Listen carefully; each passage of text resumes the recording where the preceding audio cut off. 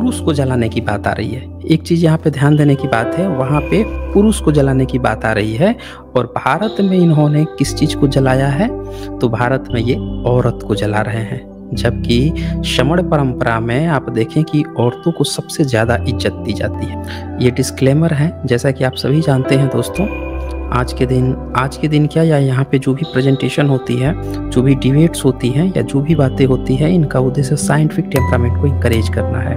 अगर कोई वक्ता आता है, बाहर से आता है, वो अपनी जो बातें कहते हैं ये उनकी रिस्पॉन्सिबिलिटी होती है। तो यहाँ पे इतनी सारी पॉसिबिलिटीज है दोस्तों, आपको क्या लगता है? इस पर हमने पहले भी स्ट्रीम की है, साइंस जर्नी पे वीडियो भी बनाया था और वो वीडियो भी लोगों को बहुत पसंद आया था। मैं यहाँ पे आज आपको जो पर्सपेक्टिव बताने जा रहा हूँ, मैं आपको कुछ ऐसे तथ्य दिखाऊंगा जो विदेशों में भी इस तरह की चीज़ें आज की डेट में, जो जैसे हम यहाँ सेलिब्रेट करते हैं, होली जो सेलिब्रेट यहाँ पे किया जा रहा है, इसी तरह की कुछ चीज़ें विदेशों में भी सेलिब्रेट की जाती है और इसी तरह से जुड़ी हुई हैं। वो पॉइंट्स भी दिखाऊंगा। ये जेविश और हिथियन ओरिजिन, यहाँ पे आप देख सकते हैं कि जैसे भारत में जो होली मनाई जा रही है, इसी तरह से जो ज्यूज हैं, बहुत लोगों को शक होता है, बहुत लोग ऐसा कहते हैं कि जो आज का ब्राह्मणिकल जो सिस्टम है उसमें से ज़्यादातर जो हैं वो ज्यूस है, यहूदी हैं, लोगों को ऐसा लगता है।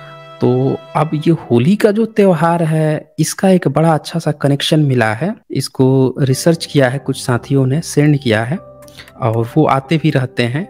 मेरे ख्याल से आज आएंगे तो और अच्छा रहेगा।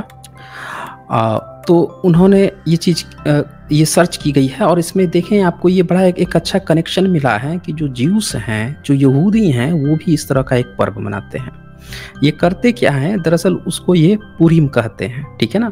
भारत में पूर्णिमा आज जो कहा जाता है ना कि ये फाल्गुन पूर्णिमा है, तो वहाँ भी इसको पूर्णिम कहा जाता है। और जो डी.डी. कौशाम्बित हैं, उनका भी ये बात मानना था कि यहूदियों ने बहुत सारी चीज़ें जो हैं वो बौद्धों से उनकी मिलती जुलती हैं, बौद्धों से उन्होंने काफ़ी कुछ सीखा है। और हालांकि इंटरनेशनल जगहों पे अभी भी लोग इस पॉइंट ऑफ व्यू से नहीं देखते हैं, लेकिन धीरे धीरे ये कनेक्शन सारे सामने आ रहे हैं।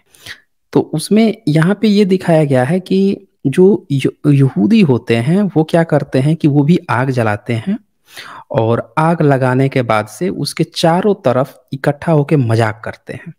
अब आग जला के चारों बगल इकट्ठा होके भाई मजाक करना, उसके बाद से गाना गाना, ये परंपरा तो इन्होंने पुराणों में लिख रखी है। जिसने भी हमारी पुरानी स्ट्रीम देखी होगी, हमारी जो साइंस जर्नी पे वीडियो जो मैंने अपलोड किया था उसको देखा होगा, उसमें मैंने पुराणों के हवाले से बताया था कि किस तरह से भविष्य पुराण में युधिष्ठिर और कृष्ण की बात हो रही है और कृष्ण बताते हैं कि आग जलाते हैं, फिर गंदी गंदी गालियां देते हैं भूत भगाने के लिए, ठीक है ना। भूत भगाने के लिए जो बच्चे हैं, छोटे छोटे बच्चे, उसको खूब गंदी गंदी गालियां सिखाई जाती है, ऐसा ऐसा गाली कर दोगे तो वो भाग जाएगी। तो इस तरह की चीजें यहाँ देखें, ये कनेक्शन मिल रहा है आपको यहूदियों में कि वो भी ऐसा करते हैं।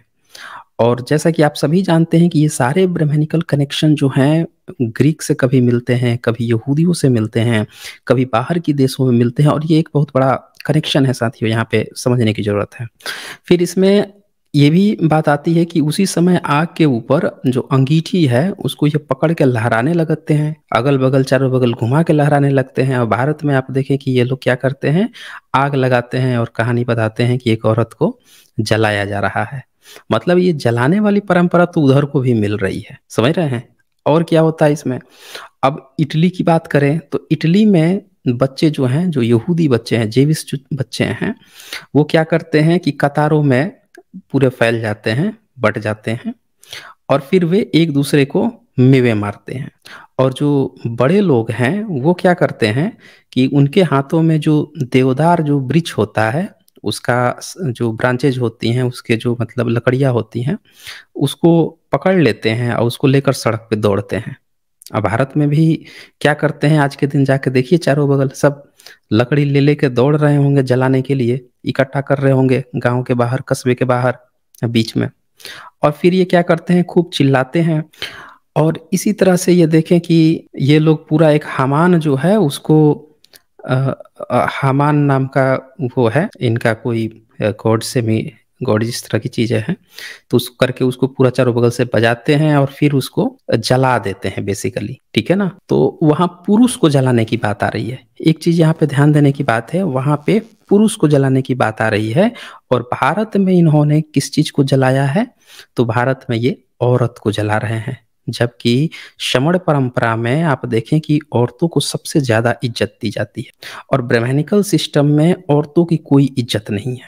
यहाँ पे ऐसे-ऐसे एग्ज़ाम्पल दे जाते हैं कि जो गॉड है वो अपनी गर्भवती महिला को बाहर निकाल देता है, तो कोई किडनैप कर गया तो उसको जलील करता है, सबके सामने जलील करता है कि तुम ये हो, वो हो, किसी के साथ यहाँ चले जाओ, वहाँ चले जाओ, राक्षस के घर के संरक्षण में चले जाओ, मेरे भाइयों के पास चले जाओ, ऐसे जलील किया जाता है सार्वजनिक स्थलों पे। ऐसे तमाम एग्ज़ाम्पल है जहाँ पे देखें इन्होंने देवदासी की भी प्रथा बना रखी थी। जो गॉड है परशुराम नामक एक गॉड बनाते हैं, जो अपनी माँ की हत्या तक कर देता है।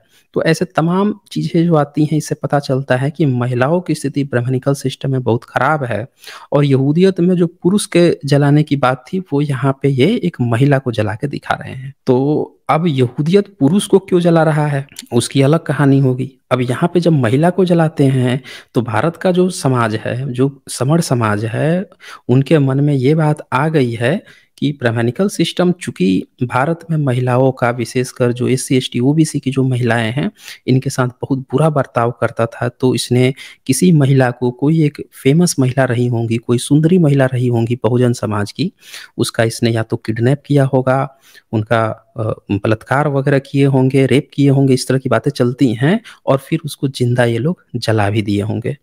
ये खबरें जो हैं तरह-तरह के चीज़ों में तो पूरा बहुजन समाज जो है इस चीज़ को मानता है, इस तथ्य को मानता है कि किसी महिला को जलाने की बात ये इसी तरह से करते हैं जब उसके सबूत मिटा दिए जाएँ। हाल ही में और भी कई जगहों पे इस तरह की घटनाएँ देखी गई जब ये जो महिलाओं के कई सारी महिलाओं का रेप किया गया, बच्चियों का रेप किया गया और उसकी लाश को जल्दी से जलाकर ख़त्म करने के सबूत एविडेंस मिटाने की कोशिश की गई। तो लोगों का विश्वास जो है इन कहानियों पर बहुत तगड़ा है। वो इसको स्ट्रॉन्गली इसको काफ़ी समझिए इमोशनली इन कहानियों को समझते हैं कि ये हकीकत इस तरह की चीज़ें ये लोग किए होंगे, अन्यथा कोई महिला को क्यों जलाएगा? और सब लोग जो पौराणिक गप्पे हैं जिसमें बताया जाता है कि राक्षस था, राक्षस की वो बहन थी और वो राक्षस का बेटा जो है विष्णु भक्त था। तो यहाँ पे तो बहुत बड़े-बड़े सवाल खड़े हैं कि भाई विष्णु जो है उसको किसी बच्चे का उसको अपना सबूत देना है कि वो है कि नहीं है, उसके लिए एक महिला को क्यों जलवाएगा? वो एक महिला को क्यों जलवाएगा? और जो कहानियाँ और पिरोई गईं कि वहाँ पे वो नरसिंह बन के आता है, तो नरसिंह तो बुध को कहा गया है। नरसिंह तो बुध को कहा गया है। बुध नाम जो है वो बुध जो है उन्हीं का नाम नरसिंह है। ये तो लोक कथाओं में आज भी गाया जाता है। जहाँ-जहाँ बुद्धिज़्म ज़िंदा है, वहाँ-वहाँ पे उनको नरसिंहों कहा गया है। ये कहानी बताई गई है कि जब पहली बार वो घर आ रहे थे तो उनका बच्चा जो है उनकी अपनी माँ से पूछता है कि माँ पिताजी कौन इनमें से कौन है? तो उनकी माँ बोलती है कि देखो जो नरों में सिंह की भांति जो चले आ रहे हैं, वही नरसिंह तुम्हारे पिता हैं। ये बुद्ध के लिए आज भी लोक कथाएँ चलती हैं। तो ये पूरी कहानियाँ फैब्रिकेट कर के काल्पनिक बनाई गई हैं, तो लोगों का और विश्वास ज़्यादा बढ़ जाता है कि इन्होंने किसी प्रसिद्ध और फ़ेमस महिला के साथ गलत काम किया और फिर उसको ज़िंदा जला दिया। और इसीलिए लोग स्ट्रॉन्गली रूप से यहाँ पे भारत में इस चीज़ का खंडन करते हैं कि ये होली त्योहार जो है ये नहीं मनाना चाहिए। ये हमारे ही बहू-बेटियों को मारने की, जलाने की ज़िंदा साज़िश है और हमसे सेलिब्रेट कराया जा रहा है। बाबा साहब ने कहा था कि गुलामों का कोई त्योहार नहीं होता, गुलामों का कोई त्योहार नहीं होता। वो शासक वर्ग के द्वारा थोपी गई जो मान्यताएँ हैं या उनका जो सेलिब्रेशन है उसी को मनाता है। अब वो क्या करेगा? गुलाम क्या करेगा? भाई शासक जो है वो अपना अनाउंसमेंट करेगा हम ये जीते हैं। अब जब कहीं पे लड़ाई जीतेगा तो ऑफ कोर्स वहाँ के लोगों की हत्या किया होगा। अब वो उसका जश्न मनाएगा तो उसके जितने नौकर-चाकर होंगे उनको मजबूरी में वो जश्न मनाना पड़ेगा। यही तो होता है ना, और क्या होता है? तो जब यहाँ के लोगों को पानी पीने तक की आज़ादी नहीं थी, खान-पान में भेदभाव किया गया, इतना सारा चीज़ किया गया, तो ज़रा सोचें कि इनका अपना पर्व अब कहाँ से बच गया? पिछले 1000 साल से जब कोई बहुजन शिक्षित नहीं था, पहला बहुजन कौन शिक्षित हुए याद है आपको? ज्योतिराव फुले जी, राष्ट्रपिता हम लोग कहते हैं। और जब वो शिक्षित हुए तो पहला काम क्या किया था उन्होंने? पहला काम उन्होंने किया ब्राह्मणवाद का विरोध किया। पहला एससी वर्ग से, एससी समुदाय से पहला एजुकेटेड कौन व्यक्ति हैं?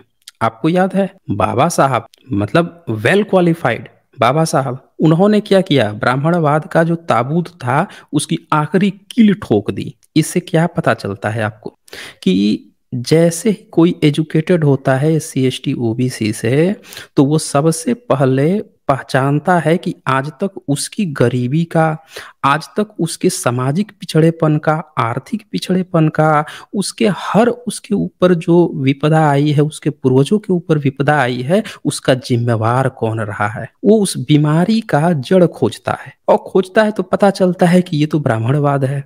ब्राह्मणवाद कहता है कि भाई देखो, तुम लोग मेहनत नहीं करते हो, तुम गरीब हो। और एससी एसटी ओबीसी को पता है कि उससे ज्यादा मेहनत तो ब्राह्मण खुद नहीं करता है। ये लोग तब भी लकड़ियां काटते थे, तब भी हर काम करते थे या करके कमाते थे, या ब्राह्मण तो बैठ के मंदिर में शब्द गपोड़ता था और चढ़ावा उठाता है फ्री में। तो जब ये कोई कहता है तो इससे पता चलता है कि भाई ये हम लोगों को झूठा इल्जाम भी लगा रहा है, प्लस ये मेहनत खुद नहीं करता है और हमारे मेहनत की चीजों को फ्री में हड़प रहा है और हमें झूठी पट्टी पढ़ा रहा है। ये सारी बात हमारे सारे महापुरुषों को पता चली। आज भी एससी एसटी ओबीसी को ये बात समझनी पड़ेगी कि जो कामेरा वर्ग है, जो मेहनत कश वर्ग है, वो एससी एसटी ओबीसी है। और इसीलिए बाबा साहब ने कहा कि शिक्षा वो शेरनी का दूध है जो पिएगा वो दहाड़ेगा। दहाड़ा था ज्योतिराव फूले जी ने, वही चीज दहाड़ी थी तुकाराम ने, रैदास जी ने, कबीर जी ने, और बुद्ध की तो बात ही अलग है। बाबा साहब ने दहाड़ा, और वो ऐसी दहाड़ है कि आज इन लोगों को बिना नाम लिए हुए बाबा साहब का एक इनका नाकाम होना है। वो अलग बात है कि वो नाम भी तब लेते हैं हम बहुजनों को दिखाने के लिए कि देखो हम तुम्हारे महापुरुष का नाम ले रहे हैं, वो दिखाने के लिए। पर हमें इस हकीकत को समझना पड़ेगा कि ये जितने भी ये जो फेस्टिवल मनाए जा रहे हैं, भाई बाबा साहब ने कहा हमें होली मनाने के लिए, कहा कि किसी महिला को जिंदा जलाने की जो कहानी रची गई है इसको आप लोग सेलिब्रेट करना कहा। तो जब बाबा साहब ने नहीं कहा, जब ज्योतिराव फूले जी ने नहीं कहा, जब रैदास जी ने नहीं कहा, जब कबीर जी ने नहीं कहा, जब गुरु नानक जी ने नहीं कहा, जब नामदेव जी ने नहीं कहा, तुकाराम ने नहीं कहा, जब हमारे किसी महापुरुष ने नहीं कहा, तो हम क्यों सेलिब्रेट करें, क्यों करें? एक महिला को जिंदा जलाने की घटना को सेलिब्रेट करना अपने आप में सिर्फ अमानवीय नहीं है, बल्कि हमारी हमारी हमारी जो आज पहचान है, जिससे हमें पता चलता है कि हम जिंदा हैं, ये दिखाता है कि हम मर चुके हैं, हम मुर्दा हो चुके हैं, हम इतने गैर जिम्मेदार हो चुके हैं, हमारे नसों में खून नहीं पानी बन चुका है जब हम एक ऐसी कहानी सुनते हैं कि एक महिला को जलाया जा रहा है और उसको हम सेलिब्रेट करने वाले हैं। ये तो थी एक घटना जो मैंने आपको दिखाई कि जेविश कनेक्शन। अब कुछ और भी बातें हैं जो मैंने आपको दूसरा इंडिकेट किया कि क्या ये जो जीव्स या ये जो ब्राह्मणिकल सिस्टम जो बना रहा है, इसके पीछे और भी कुछ कहानियां हैं? इस डेट का इम्पोर्टेंस क्या है? तो ये देखें, माघ पूजा डे, बुद्धिज्म थेरवादा। जो बुद्धिज्म की थेरवाद शाखा, आप जानते हैं कि सबसे जो पुरानी शाखा है थेरवादा है, और इसीलिए थेरवादा से जो थेर लोग होते हैं, या आज भी नेपाल में थारू लोग होते हैं, ये लोग एक्चुअल थेरवाद के वो लोग थे, वंशज थे। और आप नेपाल में जाएंगे तो उनकी हालत सबसे पीछे कर दी गई है थारू लोगों को। उनको जो है वहां पे, जैसे भारत में एससी समुदाय समझा जाता है, वैसे वहां पे उनको नीचा समझा जाता है या नीचा करने का प्रयास किया गया है। तो इससे ये भी पता चलता है कि ये कनेक्शन मिलता है कि भारत में आज भी जितने लोग पिछड़े, अति पिछड़े, वंचित, शोषित लोग हैं, सब के सब बुद्धिस्ट लोग हैं जिनकी सामाजिक हैसियत पीछे की गई है। क्या लिखते हैं, देखें, ये जो दिन है इसमें जो संघा है, संघ जो है वो एक्सपेंड हुआ था और ये सेलिब्रेट किया जाता था संघ डे के रूप में। और जैसा कि मैंने बताया कि तमाम दुनिया के जो इतिहासकार हैं, जो रिसर्चर हैं, जो बुद्ध मार्ग पर रिसर्च करते हैं, उन लोगों ने भी ये कंक्लूजन निकाल लिया है, ये समझ गए हैं कि बुद्ध मार्ग दुनिया में जब यहूदियत भी नहीं आया था अस्तित्व में, तब तक बुद्ध मार्ग जो है ऑलरेडी फेमस होना शुरू हो चुका था। यहूदियत की अपनी कोई बहुत बड़ी शाखा नहीं थी, एक छोटे से हिस्से में कुछ लोग थे और उन पर भी बुद्ध मार्ग का प्रभाव पड़ा था। ये अब सर्वविदित हो चुका है। ईसाइयत से पहले ही बुद्ध मार्ग उनसे बड़ा रिलीजन बन चुका था और इस्लाम तो खैर बहुत बाद में आया है। तो ये यहाँ पे आप देखें कि ये तब तक संघा डे के, क्योंकि संघ जो है बुद्ध के समय बन चुका था तो सेलिब्रेट किया जा रहा था। फिर यहाँ थर्ड पॉइंट आप देख सकते हैं परिनिर्वाण डे। अब ये आप जानते हैं कि जो महायान शाखा है उसमें सुपर नेचुरल जो चीज़ें हैं अलग अलग देशों में थोड़ी बहुत मानने लगे थे वो लोग। सुपर नेचुरल कहने का मतलब ये जो इत्सिंग थे उन्होंने भी अपने नोट्स में ये बात मेंशन की है, अच्छे से मेंशन की है कि भारत में जब कोई मूर्ति स्टैचू बनती है बुद्धा की तो यहाँ पे उनकी जो हाथों की मुद्राएं होती हैं या जो स्ट्रक्चर होता है उसके गुणों की बात होती है यहाँ पे। लेकिन हमारे चाइना में गुणों की बात नहीं होती, वहाँ पे सिर्फ मूर्ति को देख के और उसकी पूजा उपासना को ही ध्यान समझ लिया जाता है। यानी आप यहाँ पे देख पा रहे हैं कि जो आज ये मूर्ति पूजा का जो कंसेप्ट आया है तो ये पूरा ब्राह्मणिकल सिस्टम ने वही चीज किया है, उसको धंधा बना लिया। जो महायान की जो एक्चुअल शाखा थी गुण को समझना, मूर्तियों की कला को या उसके जो मैसेज दे रही है उसको समझना, उसकी बजाय ये इस पर कि ला के जजमान जो है ला के यहाँ पे 5,000 रुपया, 5,001 रुपया, 51,000 रुपया, 11,000 रुपया ला के दे दें, उस पर उन लोगों ने बना लिया अपना धंधा। तो ये इसमें जो स्टोरीज आती हैं सुपरनेचुरल स्टोरी यही आती हैं कि आज के डेट में उन्होंने ये प्रेडिक्ट किया था कि हम मर जाएंगे, मतलब कि 3 महीने बाद या जो भी परिनिर्वाण हमारा हो जाएगा। ये मानते हैं जो बुद्धिज्म, जो चाइनीज बुद्धिस्ट हैं यानी जो महाशाखा महायान वाले जो हैं उनका ये सुपरनेचुरल वो है थिंकिंग है। और ये आप सब देख लेते हैं कि ये जो भविष्य की सोचना, ये बताना, ये आज ब्राह्मण धर्म का हिस्सा है। यानी कि ये सारा का सारा जो गंदगी है आज जो ब्राह्मणिकल सिस्टम जो ढो रहा है इसने विदेशों से उधार लिया है। भारत का एक्चुअल जो थेरवाद था, एक्चुअल जो बुद्ध परंपरा थी उसको उसने पूरी तरह से मिटाया। आज जितनी गंदगी थी कहीं कहीं से यहूदियत की उठाई, कहीं से चाइना से उठाया, जापान से, थाईलैंड से उठाया, जो जो वहाँ के देशों की जो गंदगी थी उन कुछ चीज़ को लाकर अपना धर्म बना लिया कॉम्बिनेशन रूप से।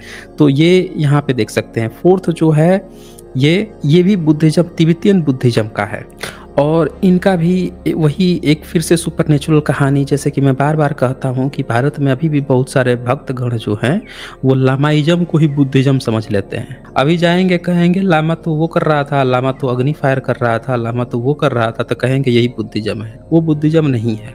अरे 7वीं सेंचुरी तक इत्सिंग ने लिखा है कि उनके समय तक तिब्बत में बुद्धिज्म नहीं पहुंचा। तो जब बाद में जो चीज़ें पहुंचती हैं तो वहाँ की उनकी जो अपनी वहाँ पे प्रचलित जो कहानियाँ होती हैं, वहाँ के पहले की जो मान्यताएं होती हैं वो भी उसमें घुस जाती हैं। जैसे भारत में इस्लाम है, भारत में जो इस्लाम का स्वरूप है वो प्रॉपर जो अरब में इस्लाम का स्वरूप है उस तरह से नहीं फॉलो होता। यहाँ के अभी भी बहुत सारे जो मुस्लिम लोग हैं उनका आधा चीज़ तो यहाँ का जो कल्चर है, इंडिया का कल्चर, उससे मिलता जुलता है, न कि अरबियों से। वो यहाँ के रूप में ढल गए हैं। तो उसी तरह से यानी कि उन पे जो प्रभाव है वो इंडिया का कल्चर का प्रभाव है, न कि अरबी कल्चर का, भले ही वो इस्लाम को फॉलो करते हैं। उसी तरह से वहाँ पे तिब्बत में भी जब पहुँचा तो वहाँ का जो कल्चर था उस कल्चर भी उसमें मिक्स करके तो उनके बुद्धिज्म तिब्बतियन की वो है कि आज की डेट को वो भी मनाते हैं, सुपरनेचुरली मनाते हैं। लेकिन वो क्या करते हैं, दिया वगैरह जलाते हैं, लाइटिंग करते हैं। और मैं एक बात कहा हूँ कि दिया जलाना, लाइटिंग करना ये बुद्धिज्म की परंपरा है, याद रखिएगा दोस्तों। और इस्लाम का भी इसी तरह से रिलेटेड एक चीज़ मनाया जाता है, सब्बे बारात इर्द गिर्द में, इसी अराउंड में वो जो गलतियां हैं उसके लिए क्षमा वगैरह इस तरह की बातें करते हैं। तो ये था कि विदेशों में भी इस तरह की चीज़ें आज की डेट में, इसके अप्रॉक्स में, इसके लगभग में ये चीज़ें मनाई जाती हैं। यानी कि ये जो परंपरा आज जो ब्राह्मणवाद ने भारतीयों को थोपा है, जो दिया है, वो दरअसल बौद्धों का पहले से ही था। इसने उसी डेट को उठा के, जैसे मैं क्या कहता हूँ बार बार, कि कभी भी ब्राह्मण जो है अपने किसी भी ऋषि मुनि की पूजा पाठ नहीं करवाता है। क्या आपने कभी देखा है कि वो कहता हो कि अत्रि ऋषि की चलो आज जन्मदिन है, वशिष्ठ ऋषि का आज जन्मदिन है, विश्वामित्र का आज जन्मदिन है, आज ये ऋषि का है, अंगिरा का है, दुर्वासा का है, जन्मदिन है, मरण दिन है, कभी मनवाता है? नहीं मनवाता, कभी नहीं मनवाता। लेकिन कहता है कि राम जो हैं ये इन का वंशज हैं, हम उनकी पूजा करवाएंगे। कृष्ण इन जातियों के, जिसको वो पिछड़ा कहता है, इन जातियों के पूर्वज, हम उनकी पूजा करवाएंगे। क्यों भाई साहब? अपने बाप का बर्थडे नहीं मना रहा, आपके बाप का बर्थडे मनवा रहा है। जरा सोचिए इस बात को। उसी तरह से इसने ये जो पर्व उठाया है, होली का पर्व, जो होलिका दहन की कहानी बुनी है, ये भी उसके अपने बाप का नहीं है, उसका तो अपना कुछ है ही नहीं। देगा, ये हमारे यहाँ की बुद्धा मार्ग की डेट थी, जिस डेट को सेलिब्रेट कर रहे थे, सब लोग सेलिब्रेट कर रहे थे, किसी तरह से सेलिब्रेट कर रहे थे, लेकिन ये था किसका? तो बौद्धों का था। इस चीज को अच्छे से समझने की जरूरत है। इसी डेट को उसने उठा के अब परोस दिया। अब हुआ क्या कि इस डेट के बारे में कुछ बातें हैं जो मैं आपको दिखाया हूँ पहले भी, एक बार फिर से आप लोगों को दिखा देता हूँ। क्योंकि 11वीं सेंचुरी में अल-बरूनी आए थे, यहाँ सारे पर्व त्योहार 11वीं सेंचुरी में भारत में जो मनाए जा रहे थे उसके बारे में डिटेल से लिख के गए। तो एक बार जो साथी नहीं जानते हैं उनको मैं एक बार दिखा देता हूँ, उनको भी आइडिया लग जाएगा कि उस समय 11वीं सेंचुरी में क्या स्वरूप था और कैसे इसको इन लोगों ने वो मना दिया, बर्बाद कर दिया, अब्राह्मणिकल स्वरूप बना दिया। ये देखें, ये फाल्गुन के बारे में उन्होंने लिखा है।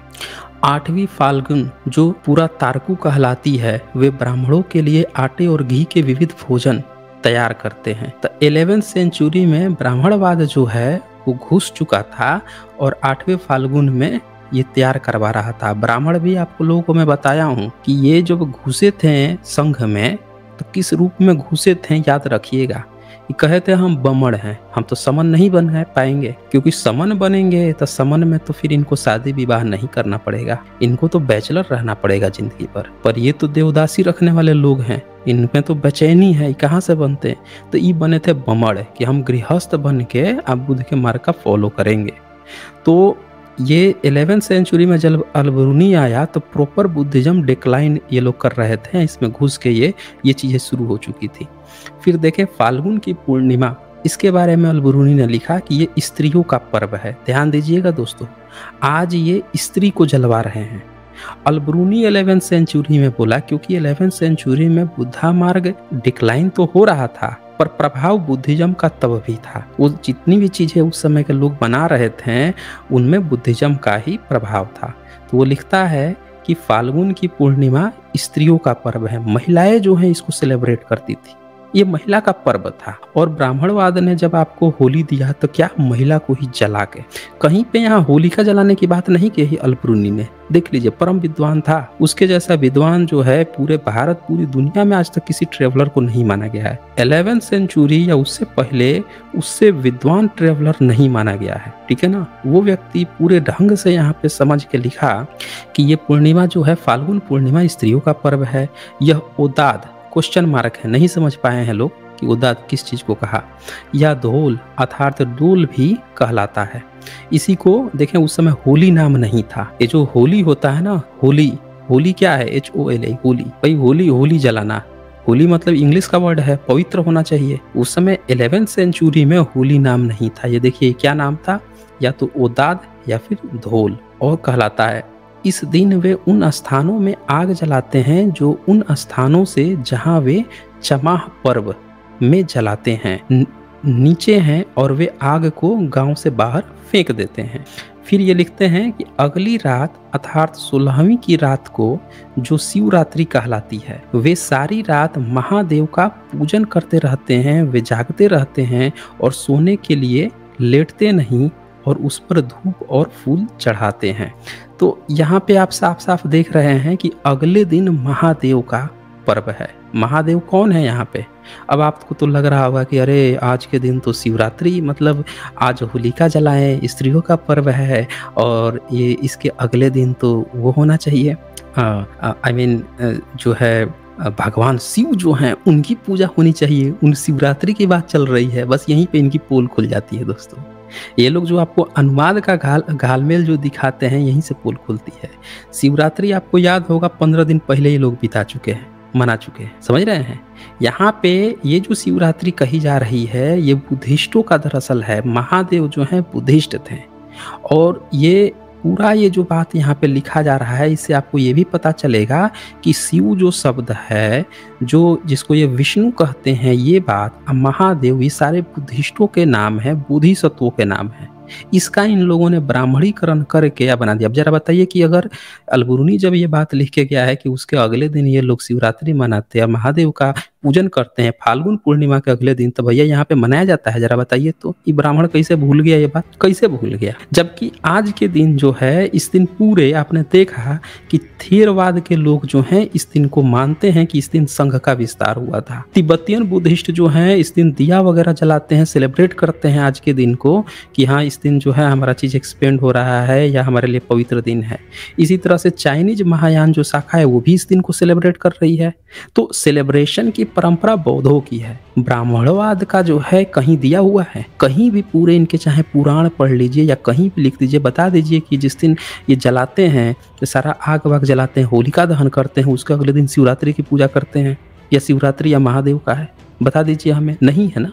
इससे इनकी पोल खुल जाती है कि जब ये लोग कहते हैं कि शिव को ये खूब गंदी गंदी गालियाँ दिए हैं, शिव की खूब गंदी गंदी गालियाँ दी हैं, उनको लोगों ने बना दिया कि भाई ये यहीं के जो हैं लोकल थे, भारत के लोकल थे, यहाँ के कौन से पुरुष थे, आदि पुरुष थे कि क्या थे, ये सब बना दिया नहीं उन्होंने कहानी। इससे साफ साफ पता चलता है दोस्तों कि ये बौद्धों का पर्व था, बुद्धिस्टों का था, श्रमण लोगों का था, और इसको इन लोगों ने क्या किया है कि हटा दिया है उस चीज से, और ये 15 दिन पहले ले जाकर शिफ्ट कर लिए हैं। दूसरी बात कि अगर 15 दिन पहले जब महाशिवरात्रि ये मना रहे थे, तो क्या उस समय ये उसके एक दिन पहले स्त्रियों का पर्व था ये, जिस दिन ये आग जला जला के गांव से बाहर फेंक रहे थे, होलिका जला रहे थे? नहीं मैच कर रहा दोनों। यानी कि भारत का जो पर्व त्योहार है इसका इन्होंने घालमेल किया है दोस्तों। इन्होंने महादेव का जो था, यानी जो बौद्धों का जो पर्व था, बौद्धों की जो समण जो कल्चर था, उसका इन्होंने ब्राह्मणिकल कर दिया, इन्होंने कहानी जोड़ दी। देखिए यहाँ पे लिखा है ना कि एक दिन पहले आग जलाते हैं, स्त्रियों का पर्व है, लिखा है स्त्रियों का पर्व है। कहीं लिखा है कि स्त्री जलाई जाती है? नहीं लिखा है ना, कहीं नहीं लिखा है कि स्त्री का जलाई जाती है।